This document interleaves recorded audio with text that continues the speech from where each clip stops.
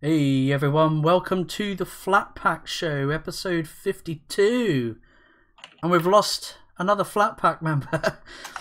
Well, apparently Nerdwolf has some technical difficulties. He'll join us in a um he'll probably join us in a bit. No worries. in Minuten bitte. Yeah. So yeah, welcome to the Flat Pack Show, episode 52. It's of course me, Flatmeister. I've got with me Switchpoint. Yes, I am here. You may hear me boarding and bagging comics in the background. Don't worry about it. It's a normal day. It happens. So And of course Nerd Waffle just got disconnected, but he'll be back. He'll be back soon.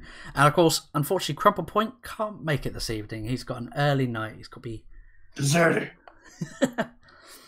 He's got he's herding some sheep early in the morning. He's helping a farmer brother. I don't know. Yeah. So any other Scottish stereotypes you want to insert in there? While we're at it.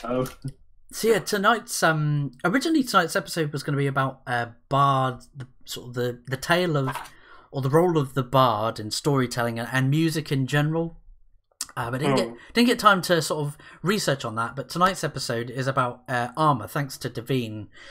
In a DM, she was suggesting about Armour or female Armour, the fantasy. Sorry, go on. What were you saying? Sorry. We never really saw too much of female armor, like in actual historical senses, because like armor was mostly like not that female armor didn't exist in the past. I mean, like Jeanne d'Arc, and you had like you had certain prominent females. But here's the thing, right? Like none of it was made with the female form. Like none of it was made prominently. Unless like it was a specialty type of armor was made with a female form in mind, right? Yeah. That was like actually related to a video that we saw, based on the female armor. Was it Campfire? I'm trying to remember. Yeah, was it Campfire? No, Campfire was the ad that was at the beginning of the video. Yeah. Oh yeah, that's it. I'm guys... trying to remember the. I can hear you, dude. Just about. Can you hear me? Okay. Yeah, we can hear you fine. Crystal clear. The actual like person who created it goes by the name of I'm gonna try and beat Shadiversity. It's Shadiversity. Yeah, that's it. He beat me too. We probably should include the link to the video in the description. That way, if people are like interested and they have a basis of what we're talking about here. Yeah. If you're interested in 5 minutes of campfire advertisement, then go there. No, I'm joking. he's okay, but so I'm just going through the DM to just find that link to that video. Here we go. Found it. Female armor. So yeah, go on, Switch. What you were saying? So he makes some interesting points. The thing about so my I want to point out a few things. Like my biggest gripe with Shadiversity, because I don't hate Shadiversity. I want to point that out. I don't hate Shadiversity, but he does. His argument is like whenever he looks at armor or swords or anything in nature, is it always has to be like it has to be based in some level of realism or belief in the storyline, because like, and I get like where he's coming from. Like I understand that if you're into that, that's cool. Like realism. Yeah, like it always has to be based in some level of realism. My thing is, like, why does the Keyblade need to be based in realism? Like, I understand that if I were to realistically look at the Keyblade, it'd be a blunt weapon, and I understand the design of the Keyblade, it can't be held properly if it was like a real sword. I get those things. Here's the thing, though. The rules that this world has made, I'm already accepted of like what the Keyblade does. I'm not a big fan of like Kingdom Hearts as much anymore, but like I'm already accepted of what the Keyblade does in this world as it is. You know what I mean? So that was just like one of his videos that I watched. I think it was his video. It might have been somebody else, but I get it. All right. So like, but the thing is, I'm already like invested in this world. You know? Yeah. Well, I think like realism is great and everything, but like it's sort of a scale, right? Where it's like on one end of the scale you have realism, and on the other end of the scale you have, I would say, the opposite of fantasy or creativism or whatever, like completely up to the creator or whatever. Yeah. Now, I think that I think when you look at it as sort of right or left, black or white, yes or no, whatever, I think that that's kind of a bad thing to do, because I think that it's not so black and white. Like, you can have some armors that are half and half, or 75% realistic, 25% realistic, like leaning more towards it just looks cool and that's what the creator wanted to do, or it works well with the world that the creator built, or one of those things, what the creator's decision. How, so it's I think it's really up to the creator. I don't think that you have to do things realistic. I think that this is fantasy. And again, it goes back to something that we talked about before, which it happens in, well, Crumple Point mentioned it, and I mentioned it, with his high sci-fi and high fantasy, and low sci-fi and low fantasy. Whereas, like, low fantasy would be everything's more realistic. You know, goblins are maybe short people with reddish skin, but they're humans. Whereas fantasy would be, no, they're actually like a different creature. They, Well, no, I mean, like, because here you go. I can take like a sense of realism and say like they are still a different creature, but like I could realistically look. Okay, well then, realistically, if a goblin did exist, what would they eat? How would they how would they forage? What kind of armors would they use? Where would they live? Like, I could even, because I could still say it's a different race and realistically look at those things too, right? yeah, Like, yeah, but high fantasy wants to explain it more in a sense that it could be closer to like our actual medieval times on like real Earth. Like, dragons wouldn't be there, or if so they're there, they'd be explained differently. And I think that wanting to create realistic armor is definitely a low fantasy, because it's low in fantasy, and it's completely trying to be more realistic on the scale than trying to be like more fantasy, like more, well, there's magic and dragons and armor looks cool, and even though it looks cool, it still protects because it's fantasy and it's the imagination and stuff Exactly. like Like with medieval fantasy, I kind of go, well, what if the clothing and armor of those is part of those countries' cultures? Like, perhaps these female warriors dress in, like, here, like, I'll find the sort of the bikini. well, then you're thinking more like barbarians, or you're thinking more like the one here I'm sort of displaying on the screen of the live stream, like the woman in this sort of golden bikini. Like, she's got protection on her hips, like, yeah, she's got boob plates exposing her navel. Can't beat a good bit of navel. But she's got gauntlets and what are they called, pauldrons, you know, the bits that go on the shoulder. She's got a pauldrons.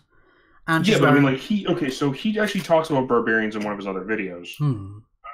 And like, he's not against that, like, because the thing is, like, I want to point out, so this guy's like, he understands that barbarians wore little clothing because, like, movement, and he understood, like, that it's meant for, like, it's their style of fighting and their style of, like, and their environment and what they're from and all that stuff. So logically that makes sense, right?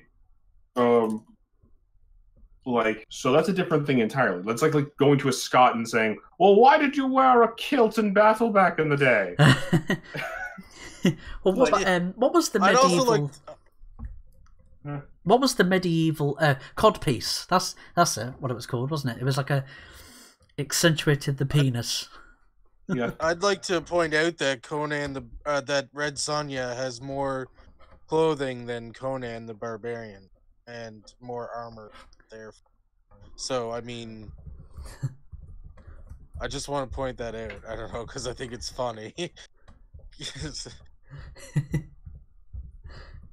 So, But I mean, yeah, the sort of the armor piece that I'm displaying on the screen, it had like a metal. I think that he said in his video that they designed this piece for Henry VIII. This was his armor that he would wear, out on public meetings. Just out on a jaunt. And he had like these. They were like armored gloves. Just armored gloves. That's all he would wear down the street. It just nothing else. No clothing. He just wear armored gloves. Oh, I'd hate to need to go for a piss because you'd have to pull all that down. You wouldn't want to get a metal chafing on your old nobbins. Bits of shaving. I don't know. Don't worry about it. It's Many an accident happen. I think you have to really kind of look at it, and if you are trying to write more, it might not be a non-fiction work, but maybe you're going for a more non-fiction feel, like Game of Thrones, right? Like, even though, well, I don't know if that's a good example because it does have magic and stuff like that, but it has severely less like fantasy elements than, say, like Lord of the Rings or even Harry Potter would have. So I think, like, when you're looking at female armor or armor in general, you really have to establish I don't know, I guess you don't have to establish this, but one thing to consider is it high fantasy setting or low fantasy setting? Because if it's low fantasy setting, maybe you want to go for more full body armor for females, and if it's high fantasy, I mean, you can still do the full body armor if you want, but I think it's really up to the creator of the work. Well, I what mean, they want to do. I've got this picture up here from Shadiversity's video, and he said, when you look at male medieval armor, it is actually quite cinched in at the waist. Yeah, because that was actually considered attractive. Exactly, yeah. It was cinched. And that is something that in mind. See, so he's not like he doesn't talk about like slight impracticalities to armor. Like, he's okay with slight impracticalities because those are things that existed because of like historical fact. Right? Exactly, yeah. Like, and part of the thing he does talk about is, okay, well, what if, like, when we do that, right? Let's say they take that into consideration. Like, he takes into consideration okay, well, when we're looking at like what people looked at as as appealing today, we have like the broad shoulder as like appealing for males, like a big strong man. Yeah.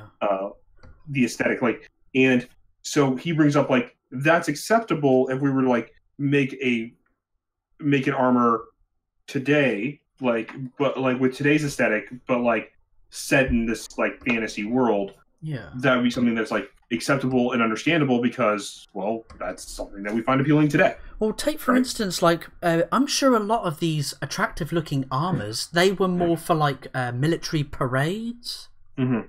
Well, you know how like in our modern day military we do parades and things for the military, and similar with back in medieval times it was to flex and obviously show their strength and superiority. That's what that armor was supposed to reflect. And obviously the women watching from the sidelines would be swooned, yes, as these oh, look at that knight. I wish. Well, like, I mean, and that's not like, okay, so here's the thing, right? The like, some of these armors were still made to be practical even though they have these aesthetics too, right? That's something to keep in mind. Yeah. So, like, it's because like that was like just the way they were made in those times. It's like, oh well, he's going to go and fight in the fight in the wall, but look at him. He has that nice rounded looking. Just I bet he has muscles for days underneath that. And oh, he has a nice thin waist. Oh, so we know he doesn't have very much fat. Oh, did you see the cod piece on him? Probably an impressive one. Weird flex, but okay. Mm-hmm. I mean, like back in that period though, back in that time period, that's actually like was a common flex. It's not considered weird. You know? Like, as awkward as it sounds to us, it is acceptably like in that time period that made sense, like something for them to like, you know, the girls are talking about that. Yeah. You Well, know? I mean, most modern women now, if they're not into the third wave feminism and stuff, most modern women love a man in uniform. They love seeing a police officer or someone in the military. The women find that appealing. Except it's just camo gear. So have you seen actually like, no, funny enough, like, okay, so have you paid attention to how Armour, like how like that uniform is designed? So a good example is take a look at like a military uniform, like the one they wear for show. So it's designed with like a specific cut in mind. Like it broadens the shoulders and it like kind of goes down a bit on the guy to showcase kind of like the wider shoulder, the wider ab, kind of like the bigger top, smaller waist, almost kind of aesthetic, like that triangle effect that we know that guys, like the girls like today, right? And then again, it's the same thing. Like it's a form, like when a female wears the same thing, like a female officer, she wears one that's form fitting. So like it creates almost like that rounded, almost hip design, right? Like to kind of accentuate like the shape of that of the female and how like they have a more rounded design, like a more rounded sculpt in their body, and so like therefore like accentuate again the design, right? This is actually a thing when you look at like suits for both male and female. Yeah. And so, and this is something that's actually like in military suits, like the ones that they wear for show, like for the ones that they wear like at events and stuff like that. This actually, like, you'll see that.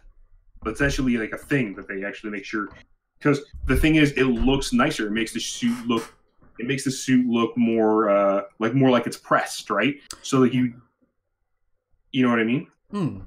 Yeah. So, go ahead, sorry. But and that like that's some things to take into consideration for sure. I just don't think that they like with all this like politically correctness and SJW movement. I don't know. It's like nobody can actually look at anything anymore and be like, yeah, this looks really cool. It's a lot of, oh, well, this just doesn't function, and I'm just gonna like pick this all apart because I guess I. Well, I don't think he was doing. I don't think he was looking at it with an SJW tone. I mean, like, no, and I'm not saying him because I honestly didn't watch the video. I'll be honest. It's not that I didn't care for him, but I wanted to sort of inject my own thoughts onto it. I might go back and rewatch that. Yeah. Okay. It's a 14-minute video, but I mean, if you with the settings, if you sort of put it on times 1.75 or something, like you'll get through the video a lot quicker because his normal talking voice is pretty slow. But yeah, that's fine. That's fine. But it's just that I don't think like we don't. I hate how we're not empowering creators anymore. It's got to be all like it's all being discouraged. I'm not saying he did that. And I actually agree with everything Switch is saying. But I also think like in today's times we're not giving creators enough freedom to create something that they can just be like, you know what, I made it because I think it looks. It might not function. It might actually take an arrow to it or a gun to it or whatever, and it might work, but it looks cool, you know? And I drew it this way because I think it looks cool. Yeah. You know? Well, I mean, like, part of me also, like, so part of me also does consider, like, I don't think, like, okay, if somebody's giving advice of this nature, are they, like, the first thing you have to ask yourself, are they giving it to you in malice? I don't think so. I don't think most people will do it in malice, though. That's the thing. I think it's just generally trying to help. Yeah, so like if you think they're generally trying to help and you think you have the time to maybe like try that out and see if it works for you, like I say give it a go. You know what I mean? Like maybe it will make it look a little bit better. You know what I Oh mean? yeah, for sure. But it's kind of like, I don't know. It's just maybe I just want to support creators, and like, I'm not saying they shouldn't take any advice. I'm not saying that they shouldn't people shouldn't give uh their thoughts, but I just, it's become too much where, like, you can't do anything because you enjoy doing something. You have to do something because it is Well, correct.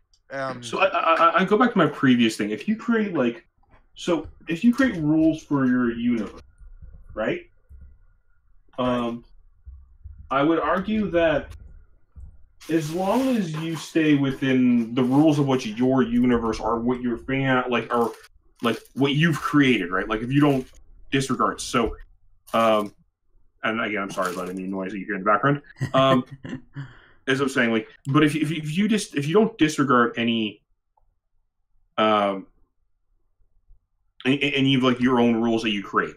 So like I don't know if that like so again that might differ from person to person what you think your rules. Everybody in the world wears bananas as hats. Let's say that that's an example. Okay, so like let's say that we'll use this as an example. So let's say somebody in the universe then decides that well I'm not going to wear bananas. Okay, you've created like well no like Treason.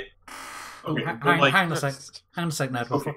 I'm trying to make like a serious point here. Go on, sir. Sorry. So let's say okay let us say you do the banana as a hat. Sure, okay. Let's say somebody decides not to do that, but like they don't give a sufficient reason for why they stopped doing it in universe, right? Like, but like they say, well, I just stopped doing it because like it was silly to me. But like, okay, but like you're not giving a good reason, right? Like you're just saying you're just arbitrarily doing it to arbitrarily do it at that point. You know what I mean? Maybe you're doing it for the comedic effect, but like, what if you're actually, what if like this is an actual serious thing to everyone else? And then they're like, okay, but like this is the serious character, and he stopped wearing it, and he only stopped wearing it for a joke. Well, no, now this seems a little off because this is the serious character. You know what I mean? So then your fan base will question that, and they're like, this seems out of character for him. Yeah. You know? So then you're breaking the rules of your universe at that point, I would argue. So let's say like Cyclops stops wearing his visor and he can but like he can control his eye beams, but no sufficient explanation is given to us. But he just stopped wearing his visor because he could. As an example. Yeah. But it's been established that but it's been established throughout all these years that he could just never control his eye beams. And like we're not given a sufficient explanation. And he just says one day he shows up and he says, yeah, I can just control it now, guys. Yeah, everyone would be like, what the fuck? Sorry, I'm not understanding how this is relevant to a creator just being able to create an armor for their world the way they want. So let's say everyone has barbarian-like armor in that world. Okay. Right? Yeah, you create barbarian-like armor. So then one day someone comes in and like, and you've established like you have an entire army regime of people like men and females wearing like very little armor because they're wearing barbarian-style armor. But then one day a female shows up and she's like wearing a fully clothed armor set and says, yeah, no, I found this. I'm just wearing it today. It doesn't fit the because barbarians are nomads, travelers, and scavengers. But yeah, but my point isn't like like if for a creator to contradict themselves. My point is for a creator to do what they want within their world. Like they're free. In this world, this costume I drew this costume because it looks cool, and that's what barbarians wear. That's what princesses wear in this. What you mean? Instead of having to have it, oh well, I'm gonna have to be politically and historically accurate and correct to the point where take out my imagination and chuck it because it's not politically or historically correct. Okay, I'm not. I think you're misunderstanding my point. I'm not saying not to like be creative. You understand that, right? Yeah. Like I'm saying, yes, be creative. I want people to be more creative. I want people to have fun and like do things.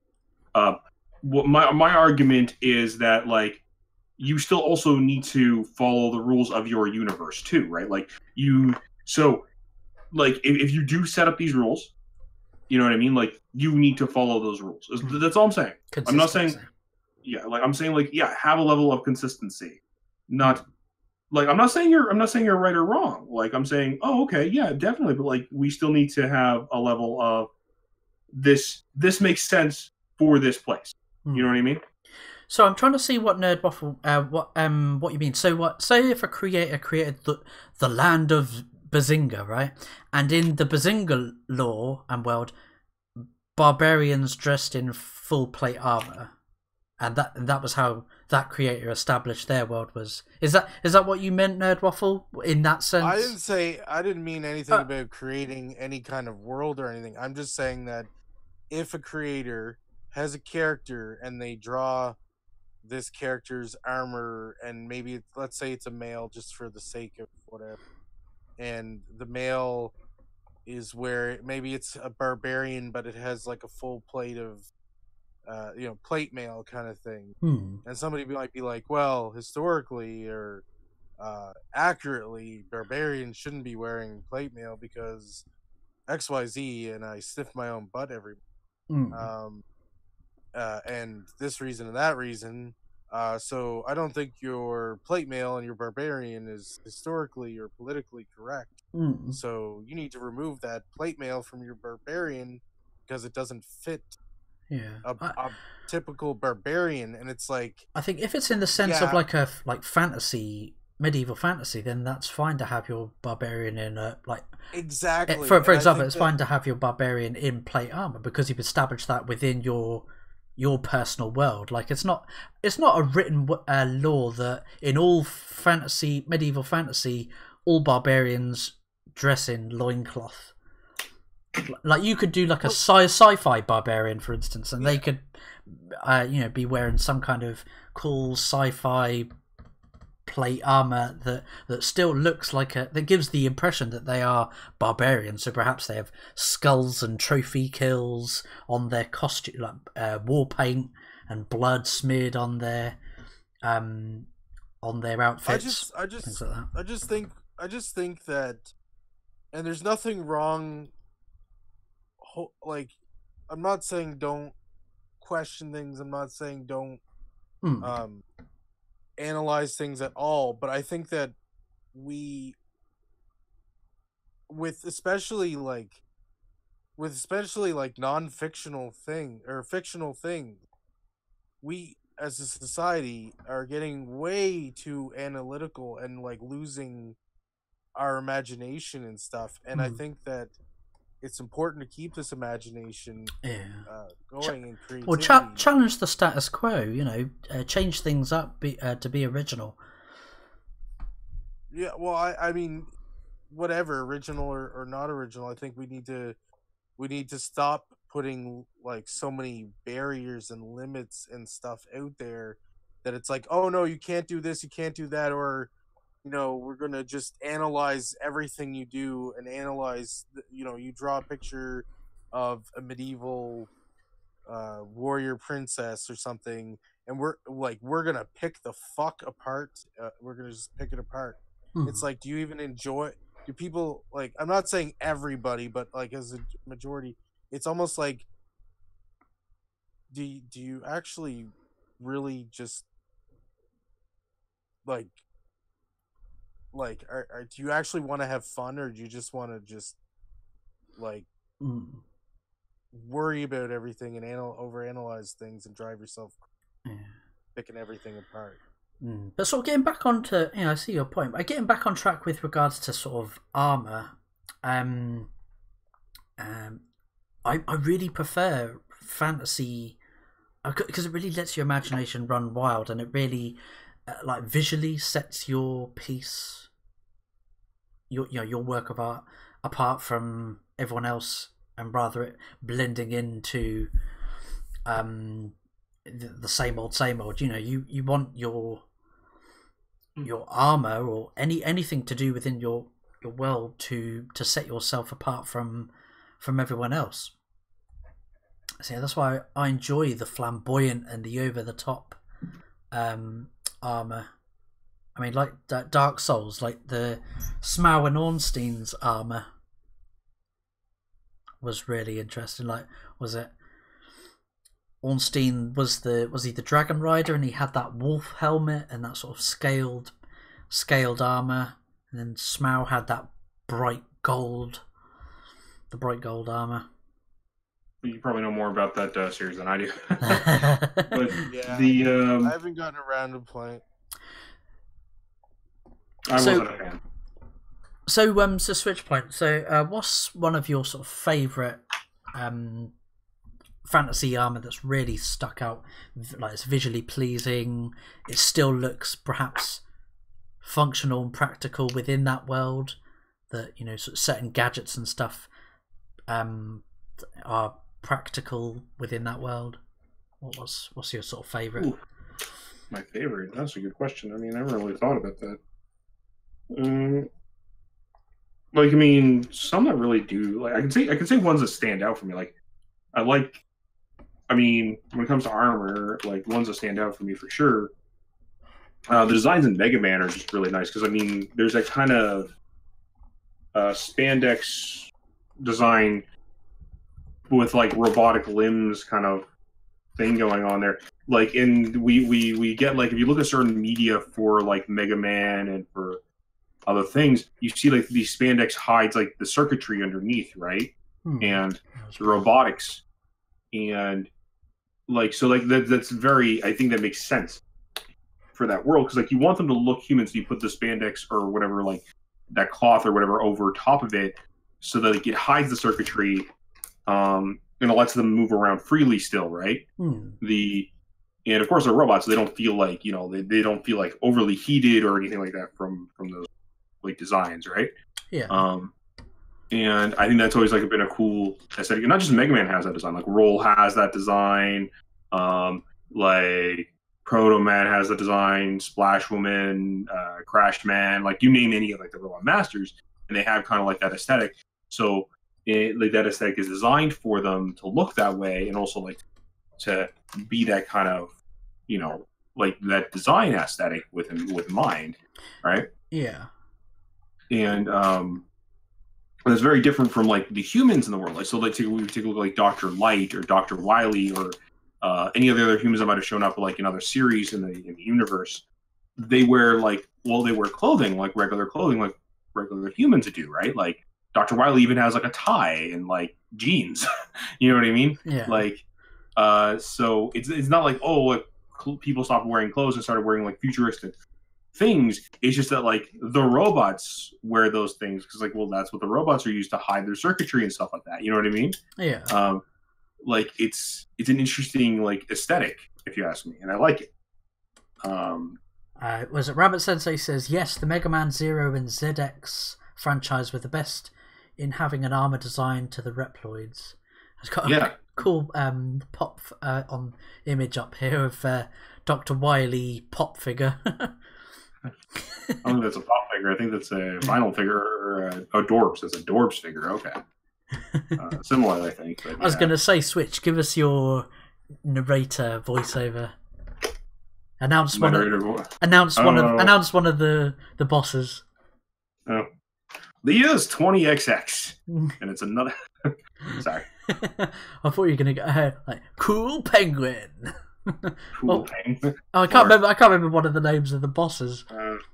Cool Chill Penguin is one of them. Go on, do it. Chill Penguin. Oh, or yeah. We had, you know, and we also like them. Who else? We have so many different ones. Like honestly, like you can do even for like for the X-Men series, like Iceman, or like you know, you have like all these different ones. Yes, and if anyone's curious, this is like a callback to go search up the Mega Man X playthrough on Rabbit Sensei Gaming's channel. I did the announcer voice for the entire run through of the game. You beat me to it, Switch. I was gonna do a little shout out. On a plus side, Flatmeister does a voice. I want you guys to guess which voice it is. I'm not going to tell you, but he does show up in the game, and it's a pretty cool voice. It's pretty good. Yeah. What was it? A fan dub, wasn't it? We did for Rabbit Sensei's playthrough. Yeah. The energy crystals from Dr. Wywee. Dr. Wywee. Was that like the weird dub, wasn't it? From like that was the Mega Man 8. So back in Mega Man 8, that was the first time they dubbed the characters. They got like a little like shrilly voice to play like Mega Man. He says it really clumsily, like he's nearly like forgotten his, not reading the lines properly. He goes, Mega Man, you've got to get the energy crystals and stop Dr. Wywee. Yeah. And then you have the Dr. Wywee. So the voice actor for Dr. Light, I don't think he knew how they wanted Dr. Light to sound, and so they were like, okay, well, we will. He created like this weird lisp for him, and I don't know why. I thought that was the actor's natural lisp. Yeah, and like. The thing is like this is like the first time the original Mega Man had voice acting, so it's like the first time they even used voice acting.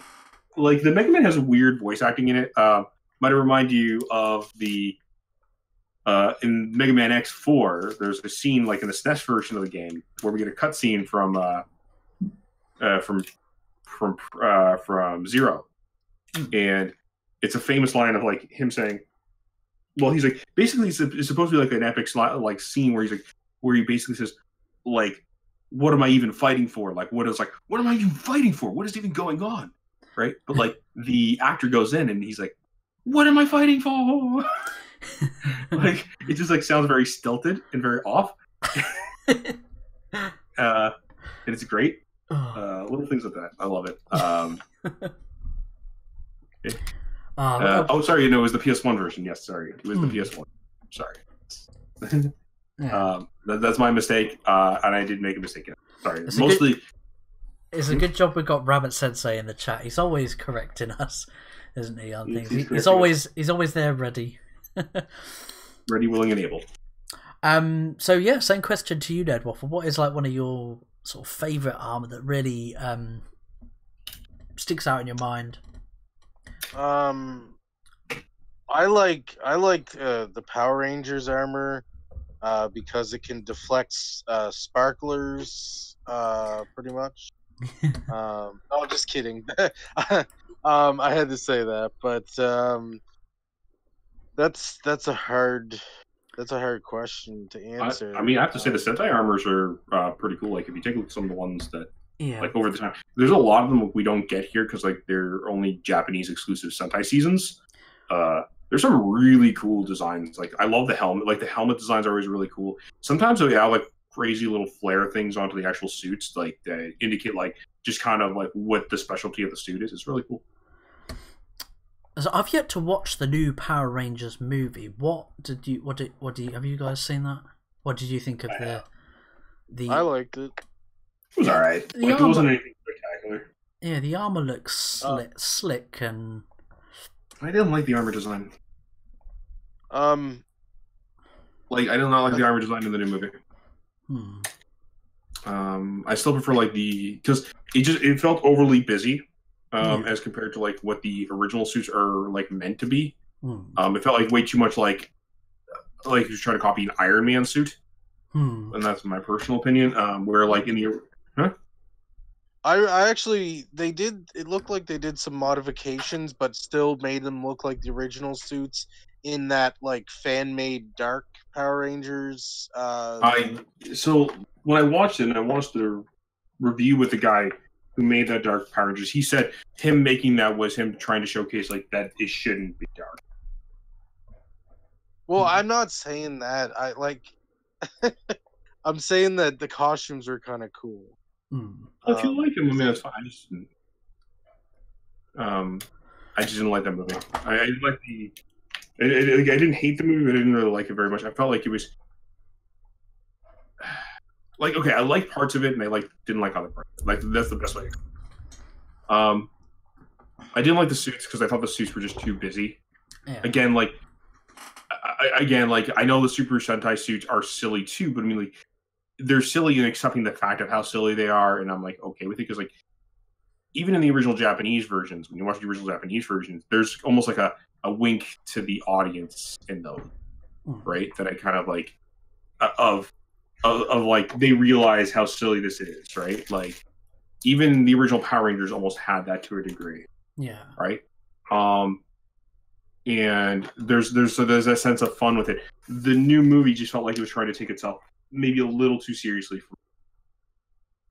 So yeah, I've yet to watch that. So yeah, what's your sort of favourite design, Nerdwaffle, then, of the Power Rangers? What's your so what series? Sorry, I had to throw that joke in there that I like the design because it stopped the giant sparklers from penetrating. But no, I really like Armour from I think that like a lot of Blizzard games have really cool looking armor and stuff like StarCraft and World of Warcraft or Warcraft in general, I should say. Diablo has some really cool looking armor and stuff, like especially the Necromancer in Diablo 3. I mean Diablo 2 as well because it looks similar, but like with it sort of fixed up in Diablo 3. Necromancer is really cool looking armor. Yeah, Overwatch, they have some cool, I mean costumes, but some of them have armor and it's kind of, they have some cool looking armor and stuff. So I don't know, I'd say Blizzard has some pretty cool looking armor in general for all their different games, and each game I would say has a particular style of armor and stuff like that too. They might all look similar in the sense of like, oh, they're Blizzard, they're all made by Blizzard, and they have similar aesthetics, but do you guys not have armor?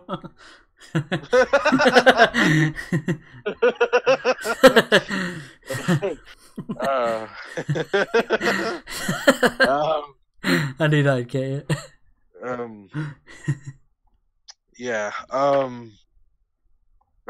What, you guys don't have armor? You got armor, bro? I don't know. I took an arrow to the knee. Yeah. So, Skyrim, yeah. Well, now that you mentioned an arrow to the knee, Skyrim has some kind of cool armor, but the Thalmor armor looks really cool. They don't really have a lot of different armor in like, I guess Skyrim. I haven't really played a lot of the other Elder Scroll games, but I haven't played enough of Elder Scrolls Online. But as far as Skyrim, they had some cool, like the dragon scale armor, was it, or like the I've just demonic armor or whatever. There was dragon armor that you could craft, and there was also the Daedric armor. Daedric armor looked really cool. Yeah, but the only reason why I'd say Blizzard over that is because they didn't have like a lot of like variety, and it was mostly the variety went in the fact that it was like it was almost like they had one set of armor, and you just kind of kept stepping up to the next set kind of thing. So they didn't really have like a lot of variations or different armors, whatever. It's pretty much I wish I had Skyrim on PC, because to get some of these armor mods, some of these modded armors look really cool. They do. Yeah, I got a mod one time where I was dual wielding Molyneux and the Buster Blade. It was pretty funny. And I had a mod on there that all the dragons were Charizards from Pokemon. See, one like the dragons are Thomas the Tank Engine. So yeah, I was like, I really want to do that, but not like, I'm okay with just seeing that exists and seeing it. I didn't yet need to install it to and crash a PC. enjoy it. Yeah. Well, there's one of Macho Man Randy Savage. Yeah. Dragon. Oh yeah. Didn't someone do that with Fallout 4 as well? With like the Death Claws, they had Macho Man Randy Savage Death Claws.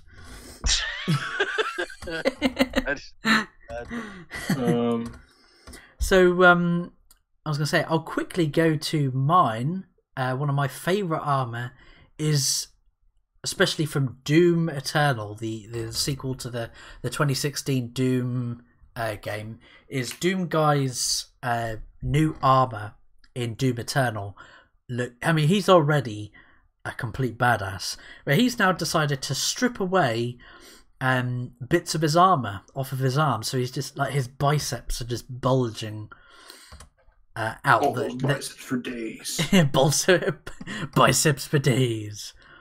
But you know, he's Yo, dog, I heard you liked your biceps, so we put biceps in your biceps so you can bicep while you bicep.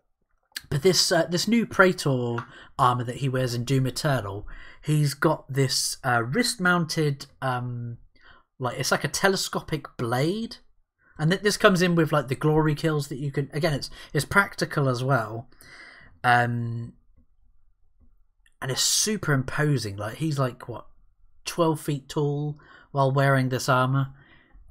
I mean, he's like literally, he's rage incarnate, isn't he? He's rage and brutality incarnate in this armor. He's got, so yeah, like I said, the telescopic blade that is functional. You can use it in glory kills. He's got this shoulder mounted, it's a rocket launcher plus a flamethrower. They've got alternative firing modes, so rocket launchers, grenades, or like a flamethrower burst, which is really cool. And all this, you don't have to change, you know, from the gun that you're carrying in your hands. It's carnage. It's just pure carnage. If you've seen the announcement, the gameplay video that Bethesda released, was it at QuakeCon, I think? So yeah, this armor just looks absolutely awesome.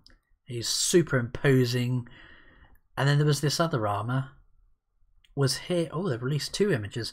So one was this called I'm not sure what this enemy is called. I can't remember what he's bloody called. But they said. What did you say, Switch? He's the enemy known as enemy. The enemy known as enemy. But I remember at QuakeCon they said, oh, the Marauder, I think his name is. I might be wrong, might be right. I don't know. How dare you? But people said, oh, you might have call him name. The Marauder, he goes, you might have noticed the armor looks pretty similar to Doom Guy. There's a story behind that. So I'll switch between, like, you look at the chest piece, looks pretty similar to the UAC armor that Doom Guy's wearing. Plus that awesome demonic rune-covered battle axe that he's carrying, and a super shotgun as well. So it makes me wonder what the story is behind this. Was it a previous Doom Slayer? Was this a previous Doom Guy? And the world of Doom is doomed to repeat itself? Yes, I did that pun intentionally. How dare you do intentional? So yeah, that's my favourite sort of armour. I'll just go over to the chat because I could see Rabbit Sensei. Also, Rabbit, or questions to anyone else in the chat, want to hear what your favourite armour is. But Rabbit says, what's all your thoughts on the different armours from Dark Souls or Demon Souls games, and what are your favourites? Personally, I'm a fan of Artorias. The name rings a bell. Artorias. Did you say you've not really played much Dark Souls, Switch? Not much of the Dark Souls or Demon Souls games. I tried them, couldn't get into it. Neither have I. I tried one of them briefly. It's not that I didn't get into it. I'll be honest. I was recording a video that didn't really work out on it for my channel, but it's just something I've not gotten around to doing yet. Yeah, I've got to say, based on these pictures, he looks pretty awesome. he's got like this, like it's got chips and like dents in the armor. Like, you know, he's been through the wars, literally. I never asked for this. And the sort of cool blue cape. So he looks like he's like a. Is he? I don't think I've played against Artorias. Like, is he one of the bosses? Isn't he? Which Dark Souls is he from? Artorias the Abyss Walker. Oh, of course, I completed Dark Souls 1, so I should. I don't know. I can't seem to remember him. The Abyss Walker. I've completed Dark Souls 1 and I can't even bloody remember this boss. But yeah, he looks like he's some kind of royal protector because he's wearing this really cool helmet that has like this white like horsehair plume at the back of the like coming out of the helmet. So yeah, it's pretty cool.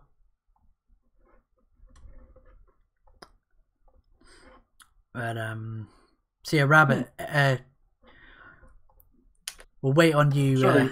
Go on, Switch. I'm sorry I couldn't give you more information in regards to that. Like, no, that's all right. Serious. Well, that's the great thing with the flat package. You know, we all have different favourite games and stuff, and we all have sort of different experiences, and we like different things. So we all have a different perspective. Yeah. We must change that. We must be the Borg.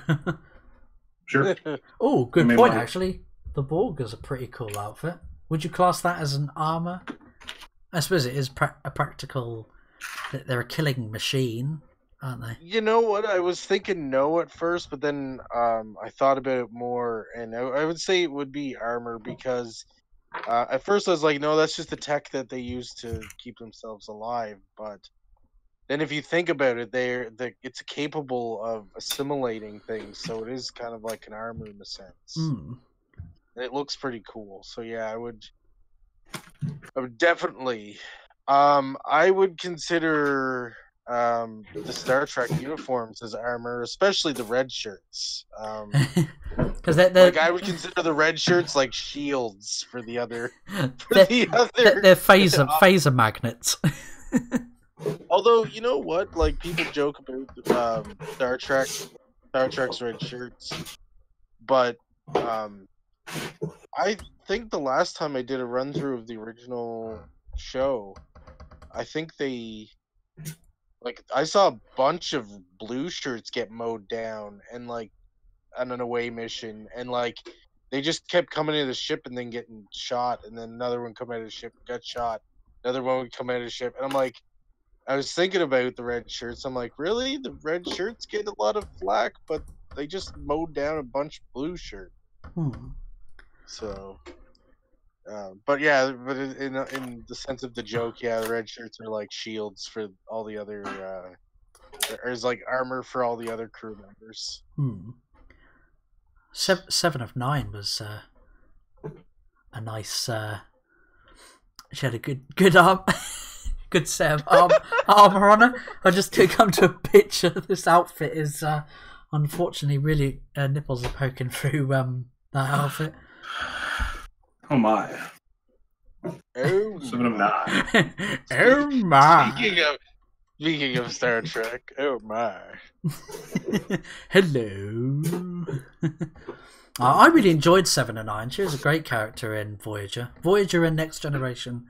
2 of my favourite Star Trek series.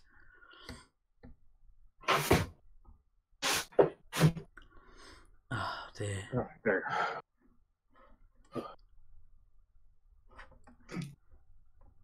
I mean, like Next Generation is one of my favorite. Yes. Like the. What, you don't like Star Trek? Can't even remember the name. I try to push it under my brains. Oh, Voyager. You don't like Discovery? No, you don't like Star Trek Discovery. That's the one. Yeah. Oh, you mean STD? That's actually, yeah. I didn't even think of that. Hasn't there been there's been? I remember we spoke a while back about Star Trek Discovery plagiarizing an independent game. It was called the Tardigrades. It was about a parasite that could teleport people across space. Oh. And Yes, I remember that. I think the Terrorgrades are actually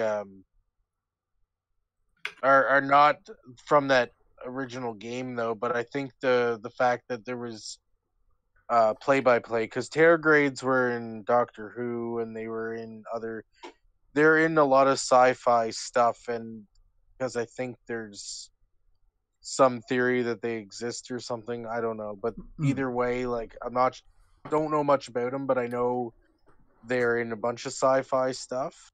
Yeah. However, I think that part of that whole I wouldn't say argument, but like thing was that a lot like, and well, you showed us stuff, or Crumple showed us stuff, or someone did, and it was the side-by-side comparisons of the scenes, like how the scenes were broken down and stuff like that. Yeah. And it was the same side-by-side shots. It was very not easy to ignore that the shots were like very similar. Now, You know? I understand that there's a whole bunch of things out there and it's very easy to copy things, but this was the way that this was lined up there was no way that was there's no way that could be a coincidence or like an accidental sort of copy kind of thing. I think that was like intentional, because it was literally like the timing was there, the like side by side is pretty much the same. It was carbon copy from the game, wasn't it? Side by side, yeah. Yeah, but apparently there's been new news about the developer is pushing forwards with the lawsuit of copyright infringement. Yeah. I mean, like, I will say one good thing about the show. I do like the captain, who's played by Lucius Malfoy. I don't remember his real name. I want to say something Isaacs. Something Isaac. Yeah. I think that the guy who plays Spock is really good, except for he's really terribly written, but the whole show is. And the guy, he's not exactly like the original Mudd, but he's from The Office. He plays Dwight. Rainn Wilson. Rainn Wilson, yeah, he did a good job of Mudd. Like I watched the entire first season. I fucking wanted to rip my eyes out, but I was like, you know what? No, I'm gonna watch it because I'm gonna like give it an honest, fair chance. And it was garbage. It was terribly written, and besides the three things I mentioned, there was nothing else redeemable about the show. Was it live action? Was it live action Mass Effect Andromeda?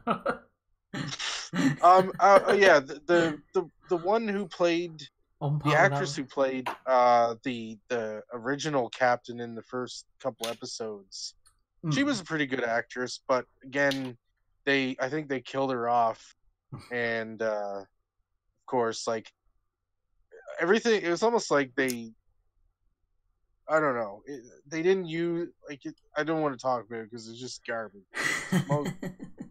Again, other than the few things I liked, which were nothing that would actually justify me actually liking the show, it was a garbage show. Yeah. I was gonna say, and nothing like any Star Trek. What tonally, and it wasn't even a good like show. Like forget let's take Star Trek into the equation. It was just a terrible show to begin with. Like it didn't make any sense. The writing didn't make any sense. It was all over the place. I don't know. It was definitely made by SJWs, and maybe they could have did what Seth MacFarlane did, which was make his own. Yeah, I mean, it's very like here's the thing: is like, is the Orville super duper original? No, I think like some of it is very derivative of Star Trek Next Generation, isn't it? and original Star Trek. Mm. But they still do enough that it is original. Yeah, it and makes I it think feel that like yeah. I'm not opposed to a new Star Trek. I'm not opposed to having a new Star Trek show. I'm not opposed to keeping it going. But I think that whoever came up with this show or whatever, I think it would have been better suited for them to make their own SJWs in space than to touch Star Trek. Because I think, and I understand Star Trek is supposed to be Political and in a social sense about commentary. yeah, but the thing is I don't even think it really did that well. Like it I don't know, it just didn't do it well. Like the times that he did do it, it was very shoved in your face. The times they did it, they didn't. It was almost like they didn't want you to think about it. Whereas original Star Trek, they always had some sort of point or message or something, and they eased people into it, and people could make up their own mind. Exactly. Yeah, subtlety and nuance aren't in SJW's creative. forte. It's not in their forte with regards to creativity. You got to hammer it in with a sledgehammer. So I was gonna ask you guys, what should we take a guess? What do we think Crumple Point's favorite or most memorable? What's one of his favorite armors from piece of armor from fantasy? I'm gonna guess either shit. It's not just no. I know exactly what he might. Shit. An armor made of poo. I think he's gonna really. I think he would really like the Deus Ex kind of style armor. Yeah, that's what I was trying to think of. I think all three of us in agreement there. Also, I'd say Dishonored too, or Dishonored as well. I shouldn't say he probably loves the Dishonored. He's really into like the. He's really into that kind of. I'll bring up some armor. Actually. Also, Batman's armor. Yeah, he'd probably like Batman's too. I mean, like he's really into the steampunk. He's really into the cyberpunk style like look. Yeah. So definitely, I would imagine that's what he's like. That's probably what he likes. Stuff from that, like where that's what it looks like, and oh no, not that. Tries to. Yeah. Dishonored had that really sort of Victorian era, like industrial, but it was sort of steampunk-esque. Like everyone's faces were like really caricature. I can't even bloody pronounce the word properly. Characterized. Sort of caricature. There we go. Caricature. Yeah. They really did try for like the exaggerated aesthetics. With the. Oh, here we go. There's a picture. Like what were the swords? Were like flick swords, weren't they? They folded in on themselves, and like the guards' armor were really cool. Here's like of the Clockwork Knights. They were really cool enemies in Dishonored 2. Yeah. That's one of the sword. I'm trying to find one of the guards. I had it up briefly. Oh, here we go. So you have the sort of elite guards from Dishonored.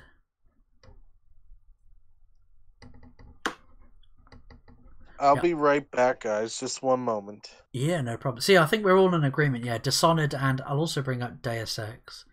Because, the Deus Ex, especially from, like, Human Revolution, and what was the other one? It was Mankind Divided, wasn't it? Like, all of the... Because with Human Revolution, there was very much that Italian Renaissance style to everyone's, like, fashion and clothing. Because obviously augmentations were, like, at the pinnacle of invention. What is with me in words today? Jeez. Don't worry about it. Crumple. Just crumple. Don't worry about it. The power of flat and words. They're just not combining properly today. It's kind of like when you try to like put like outdated milk, chocolate mix into your milk. It just doesn't mix in properly. No, but we probably should get to the final words soon. It is I was about to say to wrap up, but yeah, the sort of with these triangles and angles that Deus Ex had. Triangles and angles. Yeah.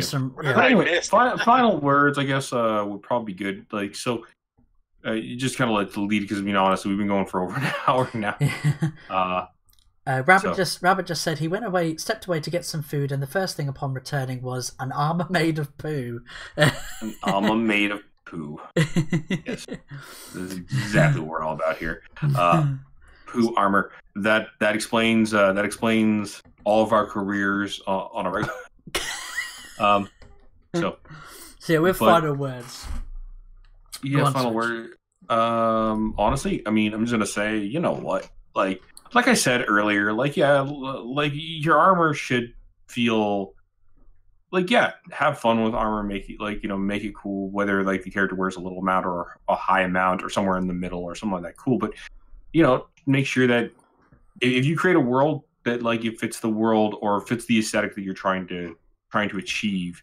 I think that's the big thing, right? Like, sure, you're probably gonna get criticism no matter which you create, but honestly, look at the criticism with kind of, depending with the eye that you look at it, maybe the criticism is more, whether the criticism is valid or not, it has to be dependent on what points they're making about the criticism of the armor, and that has to be considered. The art criticism of, does it work for your world or does it not work for your world, is definitely important, but whether it just works and doesn't work is also important. So, there's a lot of there's a lot of nuance to it, and it's not just armor. This goes for pretty much anything in the world. If you're gonna do it, it has to. You have to just make sure it fits within pre-established notions of what you think your world's supposed to have. What about you, Nerd Waffle? Yeah, do your research. I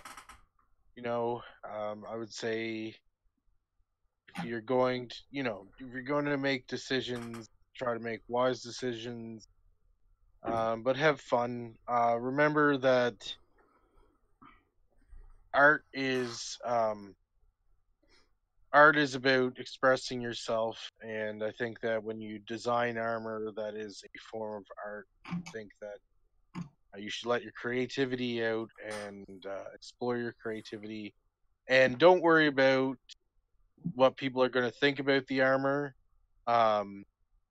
You just do you, and you just do the best you can to research things. Just have fun with it. If that's. See, I'm in agreement with both of you, but especially with Switch, with keep it consistent. Keep with your consistency of what you've established already, and with what with Nerd Waffle said, go hog wild, try different proof of concepts. If you're very good at drawing, research of old medieval, historically accurate armor, and take inspiration from that, and create some really elaborate designs. Take a look at Warhammer. Some of those armors are really over the top, and the same as Star. Oh, I forgot about Warhammer. They're good. They're awesome armor. Warhammer and StarCraft. I think I brought up images of the Space Marines from StarCraft. Really cool. That fits that. Fits the tone and atmosphere and the sort of art direction of those projects. So that's my final thoughts on that. What about you, Crimple? He's not here, unfortunately. But, I'm Scottish. But this has been quite an efficient and fast. I think we started pretty much on time, but we're. I know you've got to go to work, Switch, but we've got 5 minutes left. But we'll wrap it up here. So with that, thank you to everyone who has tuned in live, and to those that watch later. To the people watching, don't forget to share and if you're not already, subscribe to everyone's channels, to Switchpoint, Nerd Waffle, Crumple Points channels, bringing you new content all the time. Check out, if you haven't, the previous episodes of the Flat Pack in the Flat Pack playlist. Trying to think, anything else you guys would like to shill? How about you? Nerdwaffle.com. Check out nerdwaffle.com. It's a new website that I created. It's bare bones at the moment, but it's going to be more content's going to be added. It's got an early release of Robot Zero that you can purchase there. And I'm going to be adding a flat pack page to it to make it easier to go through my website to find these lovely people. Thank you. So with that, it's been the Flat Pack Show. I've been Flatmeister. It's been Switchpoint. Yo, switching it up as always, and being awesome. It's been Nerd Waffle. Remember to wear your armor, especially if you're an assassin. And remember to hug. And if you are an assassin, remember to hug the person next to you. And keep it toasty. And of course, I think I've already said it, but it's been Crumple Point. He's not here. He'll be with us in the next episode. And with that, you bastard. You bastard. So with that, it's been the Flat Pack Show. Remember, it's every Wednesdays 11 p.m. GMT. That's 6 p.m. Eastern. We do try to be on time, but I think we've been pretty efficient today. So with that, we'll catch you in the next episode. Take it easy, everyone. Bye. Toasty.